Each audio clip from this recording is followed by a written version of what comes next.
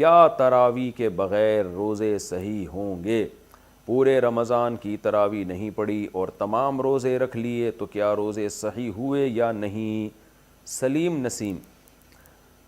دیکھیں تراویح اگر کوئی نہ بھی پڑھے تو روزے اس کے بہرحال صحیح ہو جاتے ہیں، روزوں پہ فرق نہیں پڑتا، لیکن تراویح سنت مؤکدہ ہے، قابل ملامت ہے وہ شخص جو تراویح کی نماز نہیں پڑھتا، تو اس لیے تراویح بھی پڑھنی چاہیے۔ کبھی بہت تھکاوٹ ہو نہیں پڑھی جا رہی تو ٹھیک ہے، کم کر دیں، مختصر کر دیں۔ ویسے سنت مؤکدہ 20 رکعتیں ہیں، اس پہ چاروں اماموں کا اتفاق ہے۔ حضرت عمر رضی اللہ تعالی عنہ سے 20 رکعتیں ثابت ہیں،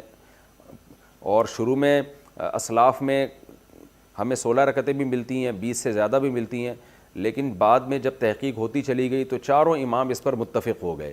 کہ کم سے کم تراویح کی رکعتیں 20 ہیں۔ امام احمد بن حنبل کا بھی یہی فتویٰ ہے جو امام بخاری کے استاذ ہیں، کہ امام ترمذی نے جو ان کا نقل کیا فتویٰ، اس کو تو یہ نقل کیا کہ 20 اور 16 میں اختیار ہے اس کو، 8 کا تو کہیں بھی نہیں ملتا، ہمیں کسی اسلاف سے نہیں ملتا کسی صحیح حدیث سے کہ 8 رکعت پڑھی ہو۔ موطا امام مالک کی جو ایک 8 رکعت والی حدیث ہے اس کو خود امام مالک نہیں مانتے، تو وہ مسترب حدیث ہونے کی وجہ سے وہ ضعیف حدیث ہے۔ تو موطا امام مالک میں بھی 20 رکعتوں کا تذکرہ ہے، اور بھی ہمیں بہت ساری روایات میں زیادہ تر میں 20 رکعتوں کا تذکرہ ہی ملتا ہے، اس لیے امت کا اس پر اجماع ہو چکا ہے کہ 20 رکعتیں۔ یہ اجماع ہونے کے بعد پھر اختلاف پیدا کیا ہے